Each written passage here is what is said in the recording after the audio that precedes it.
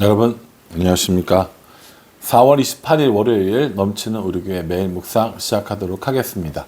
오늘 본 말씀은 아가서 6장 4절부터 13절 A까지 말씀입니다. 여기서 A라고 하는 건 13절의 앞부분을 얘기하는 겁니다. 내일은 어디서부터 오겠어요? 13절의 뒷부분이니까 13B가 나오겠죠. 그래서 이렇게 구분한다 라고 생각하시면 될 것 같습니다. 어제 주일 사랑축제로 저희들 함께 예배 드렸는데요. 어제 많은 또 새신자들이 오셨고요. 또 많은 분들이 또 함께 교제하고 식사하고 이럴 수 있어서 참 좋았던 것 같습니다. 어제 강사님을 통해서 우리에게 주신 은혜, 또 저마다 받은 그런 어떤 말씀에 대한 사모함, 새로운 도전 이런 것들을 잘 묵상해 보시고요.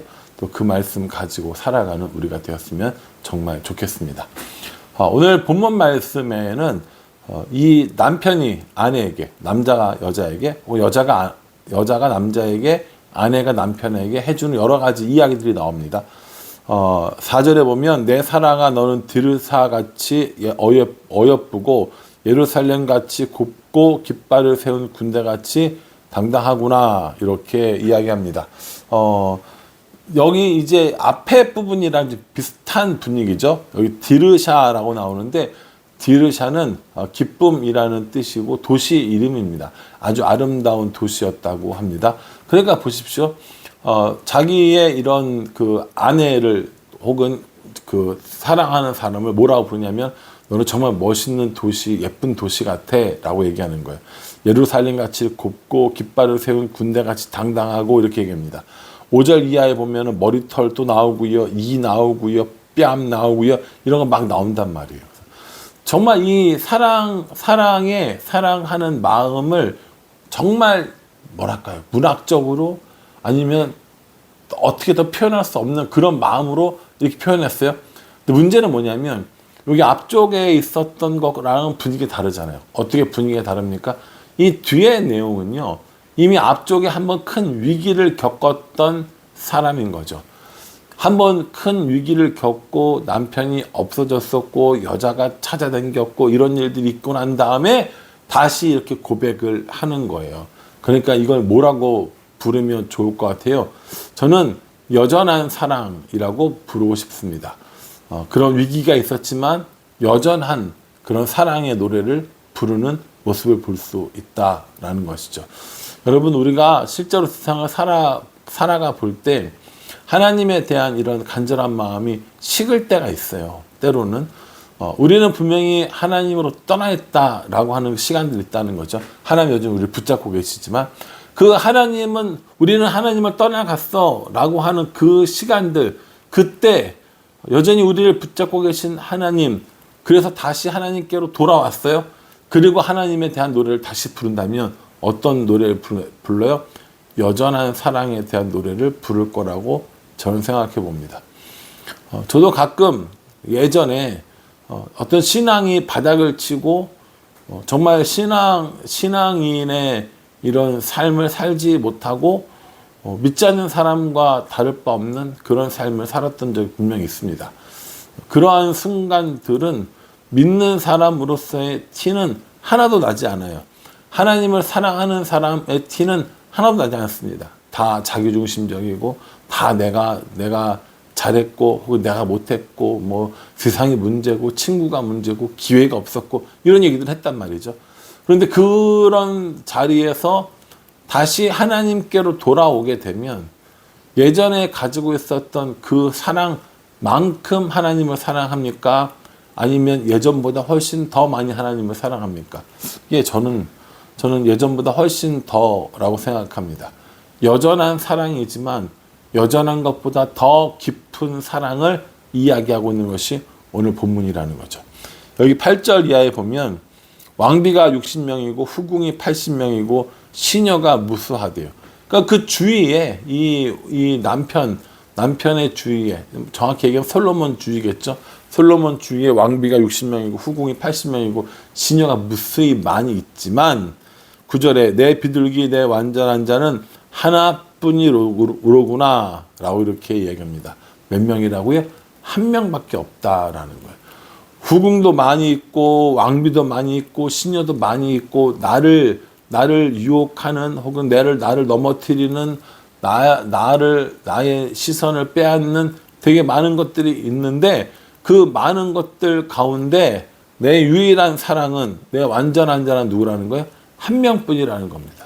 그게 누구라는 거야? 내 아내이고 내 남편이고 내가 사랑하는 사람이고 내가 사랑하는 여자고 그게 뭡니까? 그게 하나님이고 그게 예수님이고 이렇게 된다라는 거죠.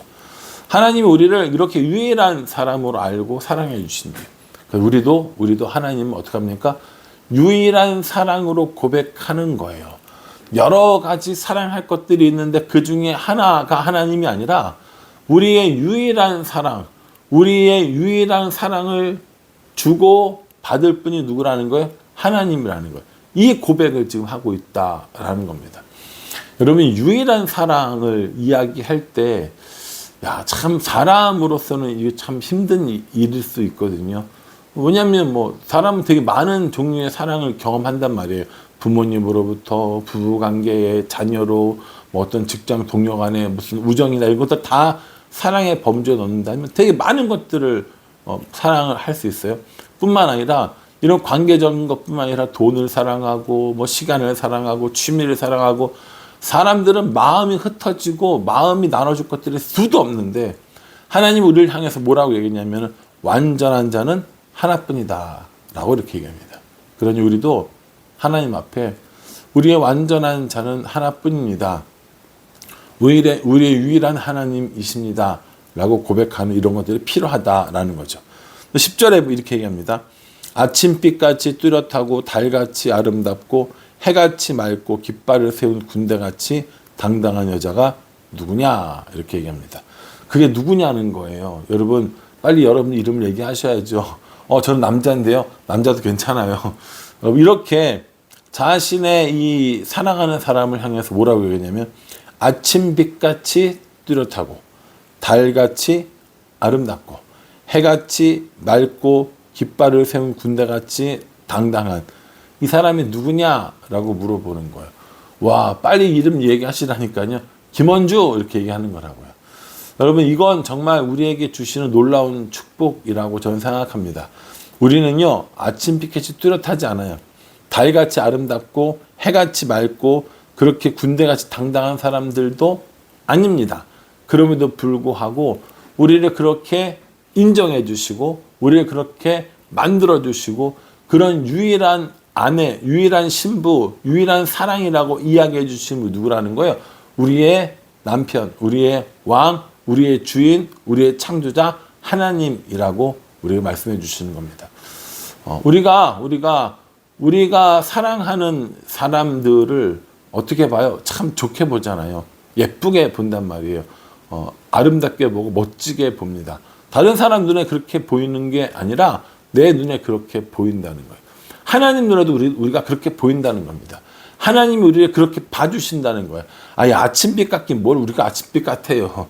달같이 아름답지도 않아요. 해같이 맑지도 않고 깃발을 세운 군대같이 당당하지도 않아요. 그럼에도 불구하고 우리를 그렇게 봐주시는 하나님이시라는 거예요.